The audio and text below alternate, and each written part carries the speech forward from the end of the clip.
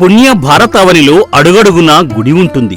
ఆ గుడిలో దీపం ఉంటుంది. గర్భాలయాలలో ప్రధాన దైవం ఉండగా ఉపాలయాల్లో ఇతర దైవాలు ఉంటాయి. అయితే అన్ని చోట్ల దైవాలకు నైవేద్యాలు నివేదనలు ఉంటాయి. ఆ నైవేద్యాలనే ప్రసాదాలుగా భక్తులకు అందచేస్తారు.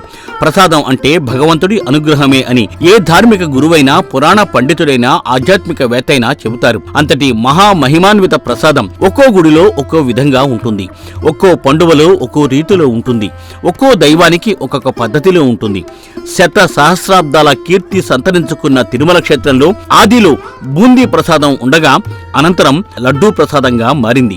తిరుమల తిరుపతి లడ్డూ ప్రసాద మహిమాన్విత రుచి గురించి ప్రత్యేకించి చెప్పాల్సిన పనే లేదు. తిరుమల లడ్డూ ప్రసాదం 2009లో భౌగోళిక గుర్తింపు GI ట్యాగ్ సాధించింది. చెన్నైలోని GI రిజిస్ట్రీ ద్వారా ఈ హక్కును పొందింది. ఈ గుర్తింపు వల్ల తిరుపతి లడ్డూ పేరుతో ఎవరూ ఆ లడ్డూను తయారు చేయరాదు, విక్రయించరాదు.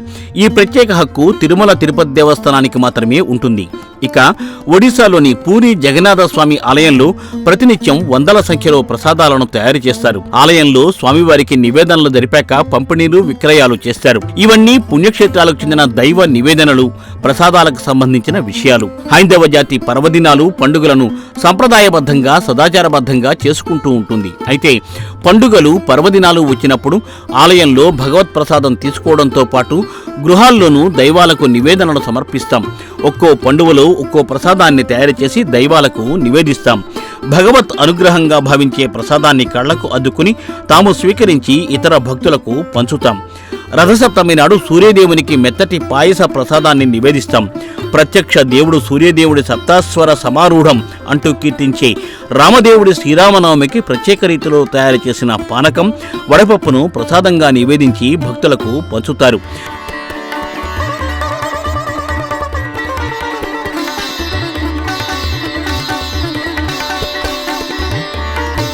దైవ ప్రసాదాలు కేవలం భక్తికి సంకేతాలు మాత్రమే కాదు.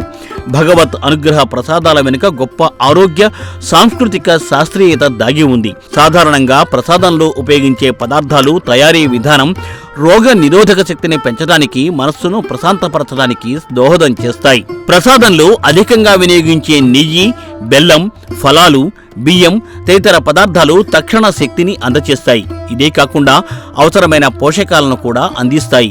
ఔషధ గుణాలు కలిగిన తులసి, కర్పూరం, యాలకులు, లవంగాలు యాంటీ ఆక్సిడెంట్ గుణాలు కలిగి ఆరోగ్యానికి మేలు చేస్తాయి.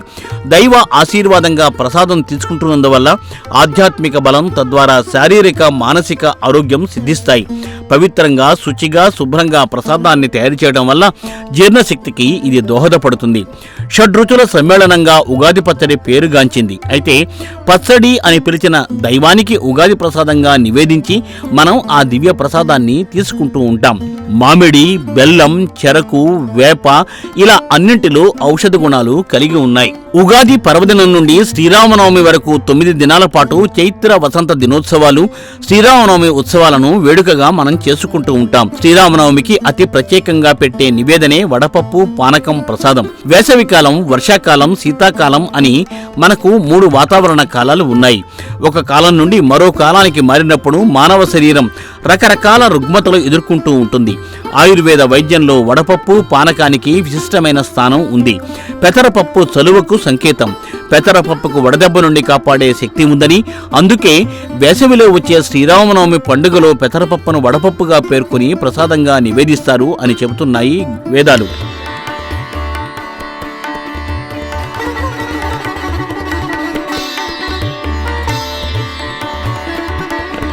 పానకంలోని మిరియాలు, యాలకులు, బెల్లం అన్నీ ఔషధ గుణాలతో నిండి ఉండేవే. సమయానుకూలంగా ఆరోగ్యాన్ని బట్టి వేసవి ఆరంభ పవిత్ర పర్వదినం శ్రీరామనవమి నాడు కొత్త కుండలో మిరియాలు, బెల్లం, యాలకులు వేసి పానకం తయారు చేసి భగవత్ నివేదన అనంతరం అందరికీ పంచిపెడతారు. వసంత ఋతువులో సంక్రమించే గొంతు సంబంధిత వ్యాధులకు శ్రీరామనవమి ప్రసాదం వడపప్పు చెక్ పెడుతుంది. వేడి తగ్గించి చల్లగా చేసే పెసర వడపప్పు ప్రసాదం తీసుకుంటే జీర్ణశక్తి వృద్ధవుతుందని ఆయుర్వేద వైద్యులు చెబుతున్నారు. దేహం కాంతివంతంగా మారడంలో వడపప్పు పాత్ర అధికమని అంటున్నారు. పురాణ ఆధ్యాత్మిక పరంగా పానక ప్రసాదం శ్రీ మహావిష్ణువుకు ఇష్టం కాగా బుధగ్రహానికి పెసరపప్పు ఇష్టమని పురాణాలు చెబుతున్నాయి.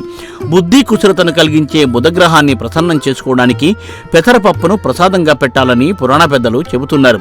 బెల్లం, మిరియాల పానకం డీహైడ్రేషన్ తగ్గించి జీర్ణక్రియను మెరుగుపరుస్తాయని వైద్య శిఖామణులు చెబుతున్నారు.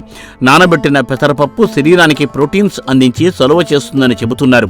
శరీర ఉష్ణోగ్రతలు తగ్గించడంలో సహాయకారిగా ఉండే బెల్లం పానకంలో బెల్లం, మిరియాలు, యాలకులు, నిమ్మరసం వినియోగిస్తారు. నిమ్మలో సిట్రిక్ యాసిడ్ ఉంటుంది. మిగిలినవి శరీరానికి కావలసిన పోషకాలను అందజేస్తాయి. పానకం వల్ల నీరసం, అలసట తగ్గుతాయి.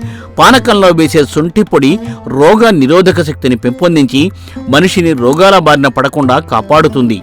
పానకంలో బెల్లం పాత్రను గమనిస్తే తక్షణ శక్తి కలిగించేదిగా, ఎసిడిటీ, జీర్ణ సమస్యలు రూపుమాపేదిగా పానకం బెల్లంకు పేరుగాంచింది. ఐరన్, ఫాస్ఫరస్, పొటాషియం ఇందులో ఉంటాయి. మిరియాలు జలుబు, దగ్గును నివారిస్తాయి. జీర్ణ ప్రక్రియ మెరుగుపరచడంలో యాలకులు, మిరియాల పాత్ర గొప్పగా ఉంటుంది. పానకం వడపప్పు నైవేద్యంతో వేసవిలో వచ్చే ఆరోగ్య సమస్యలని పటాపంచలవుతాయని ఆయుర్వేద వైద్యులు చెబుతున్నారు.